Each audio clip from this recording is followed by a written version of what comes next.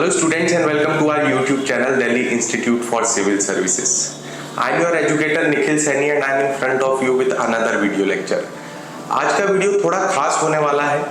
कुछ इंपॉर्टेंट चीज के बारे में हम डिस्कस करने वाले हैं। एक ऐसे व्यक्ति के बारे में डिस्कस करने वाले हैं जिसका योगदान तो बहुत ज्यादा रहा, पर पता नहीं क्यों इतिहास की किताबों में उनका जिक्र इतना नहीं होता। जी हाँ, आपने देख लिया होगा, टाइटल थंबनेल देख लिया होगा। तो आज हम बात करने वाले हैं शहीद आजम भगत सिंह जी के बारे में। पूरा उनका जीवन जानेंगे और ये भी चीज देखेंगे कि उनके जीवन में से हम क्या क्या चीजें सीख सकते हैं, उनका जीवन किस तरीके से अनफोल्ड हुआ।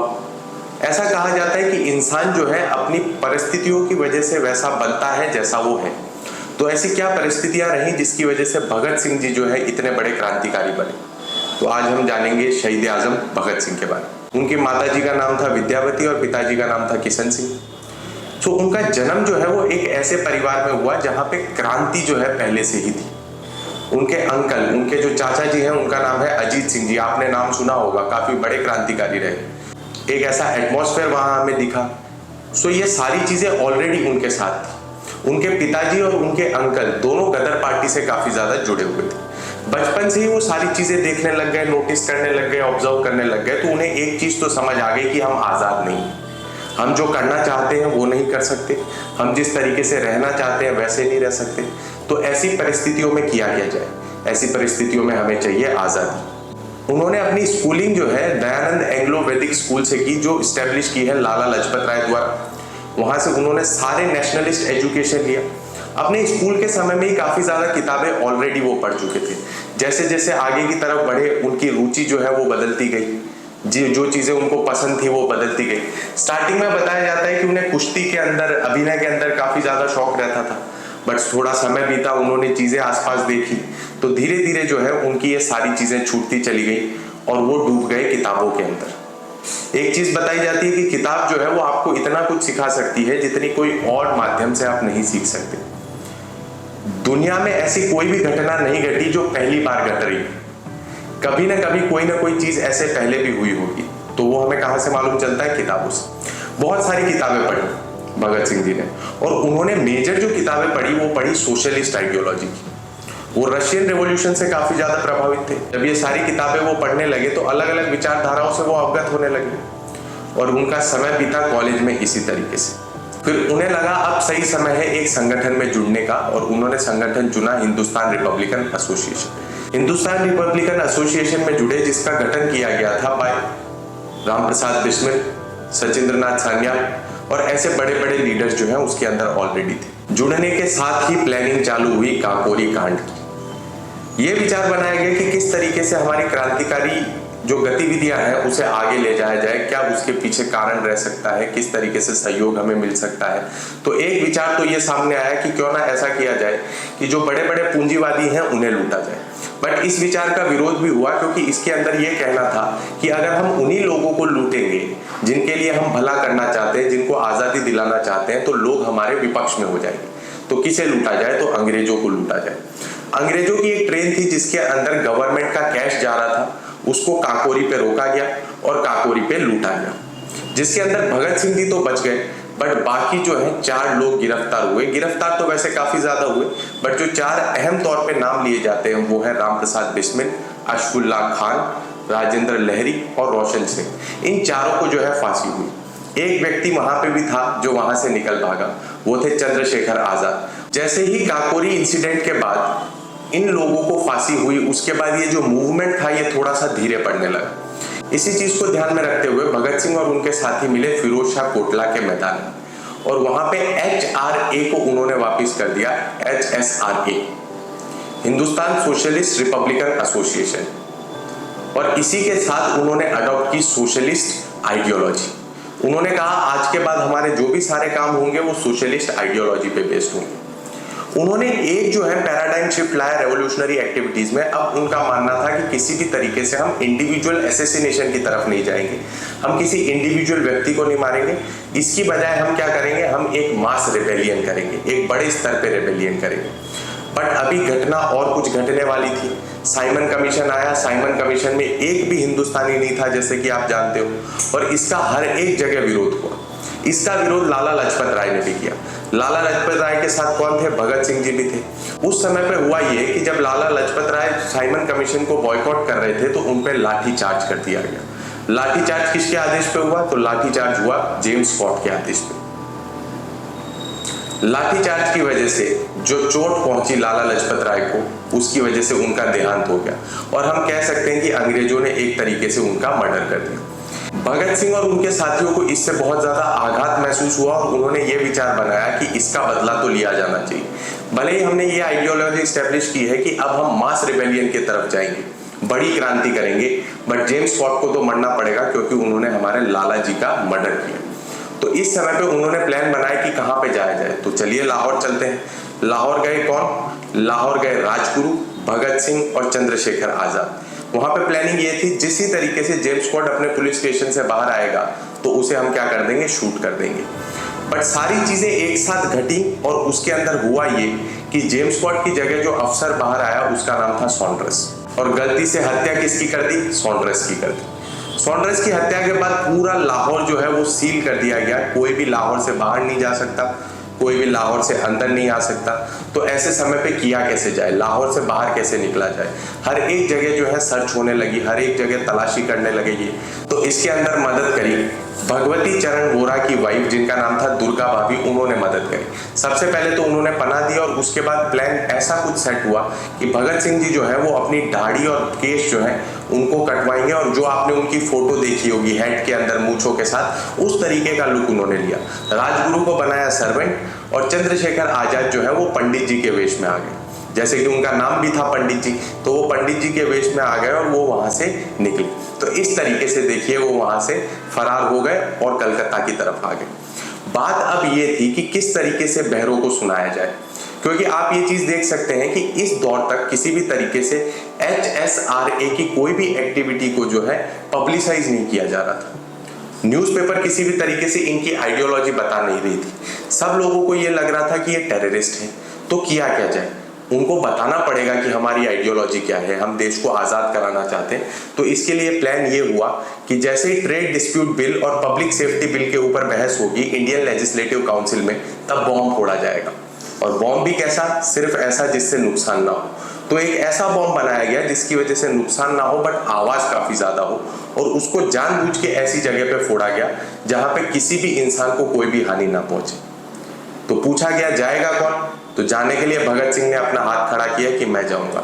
सब लोगों ने इसका विरोध किया क्योंकि भगत सिंह जो है काफी बड़े लीडर थे और उसी के साथ साथ जो लाहौर के अंदर हुआ था उसकी फाइल अभी तभी नहीं थी। बट भगत सिंह जी ने सबको मना लिया, कहा कि इस मुद्दे के ऊपर मुझसे बेहतर कोई नहीं बोल सकता। अगर मुझसे बेहतर कोई नहीं बोल सकता तो जाना भी मुझे ही चाहिए। बटुकेश्वर दत्त और भगत सिंह जी गए INC में, वहां बॉम्ब फोड़ा। बहरों को तो नहीं सुनाई दिया बट एक बहुत बड़ी घटना वहां पे घटी कि ILC के अंदर पहली बार बॉम्ब फूटा। इसकी चर्चा ब्रिटिश पार्लियामेंट तक होने लगी, पूरे देश विदेश के अंदर इसकी चर्चा होने लगी। जो भगत सिंह जी चाहते थे वो होने लगा। बट अभी उनका काम खत्म नहीं हुआ था। उन्होंने अपनी इच्छा से अपने आप को अरेस्ट करवाया। देखिए, सोचिए कितनी बड़ी घटना है। उन्हें मालूम था कि अगर मैं यहाँ पे अरेस्ट हो जाऊंगा तो इसकी बहुत बड़ी शक्यता है कि मैं वापस जीवित वापस बाहर नहीं आऊंगा।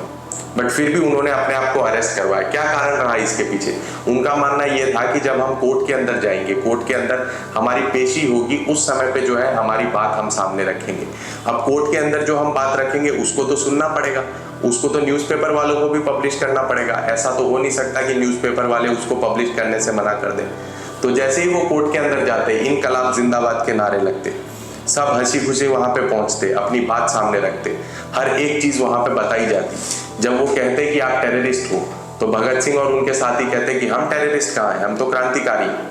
ठीक है, हम तो क्रांतिकारी हैं, हम तो देश को आजाद कराना चाहते हैं। आप हो लुटेरे, आप हमारे यहाँ पे आए, आप ट्रेडर बन के आए थे और आज के समय पे आप हमको लूट रहे हो। तो सारी बातें जो है पब्लिश होने लगी। और ये चीज मैं दावे के साथ कह सकता हूं कि उस दौर के अंदर जब कोर्ट के अंदर पेशी चल रही थी, भगत सिंह जी से पॉपुलर लीडर पूरे इंडिया में भी कोई नहीं था। और ये चीज मैं दावे के साथ कहता हूं कि पूरे इंडिया में उनसे ज्यादा पॉपुलर उस समय पे कोई नहीं था।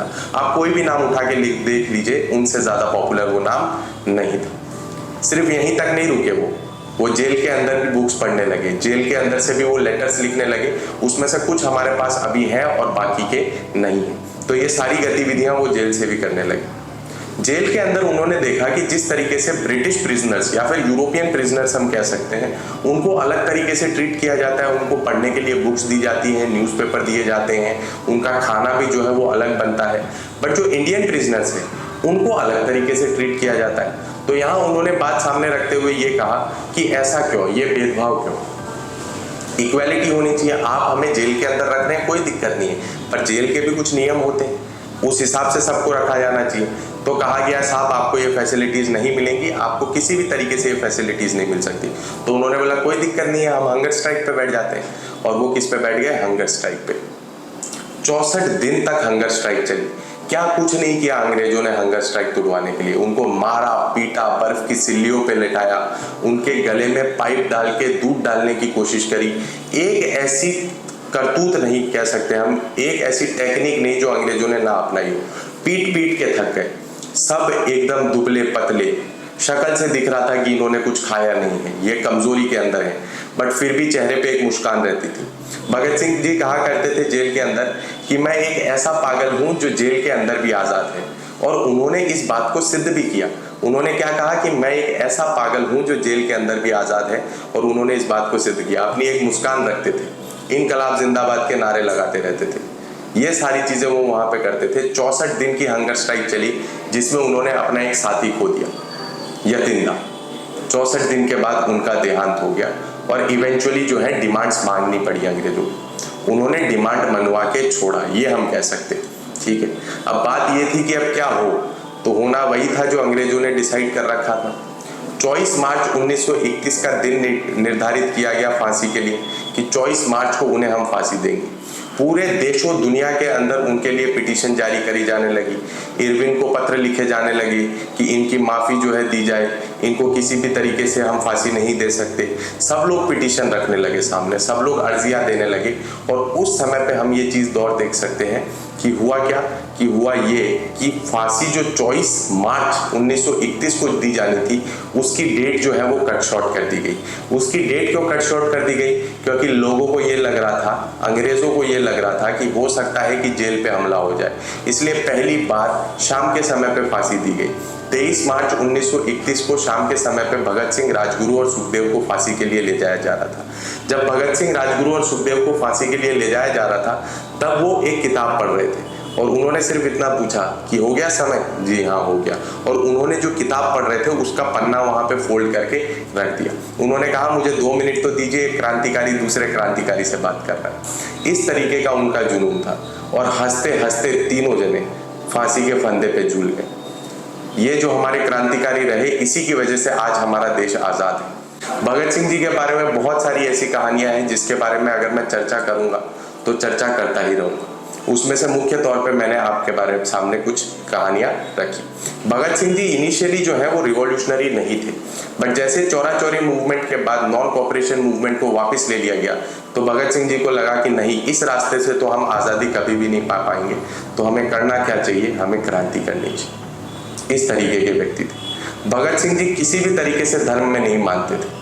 तो जब उनसे आखिरी समय पे बोला गया कि अभी तो कम से कम भगवान को याद कर ले, तो उन्होंने कहा कि अगर अब मैं भगवान को याद करूंगा तो भगवान भी बोलेगा कि तुझसे बड़ा पाखंडी कोई भी नहीं।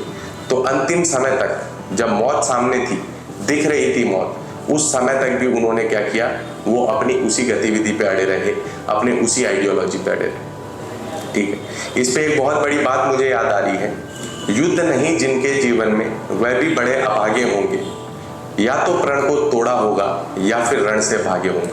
तो युद्ध सिर्फ उन्हीं के जीवन में नहीं होते जो या तो प्रण को तोड़ दें या युद्ध से भाग जाए। भगत सिंह जी ने ना तो अपने प्रण को तोड़ा, ना युद्ध से भागे। ये थी भगत सिंह जी की जीवनी। मुझे मालूम है कि उनका जीवन इतना बड़ा है कि अगर मैं सारी बातें रखने जाऊं तो पूरे दिन उसके बारे में चर्चा कर सकते हैं, बट मुझे उम्मीद है कि मैंने आपके सामने जो बातें रखी वो आपको अच्छी लगी होंगी और आपको सीखने के लिए ज़रूर कुछ मिला होगा। So thank you very much. Please like, share and subscribe. Thank you.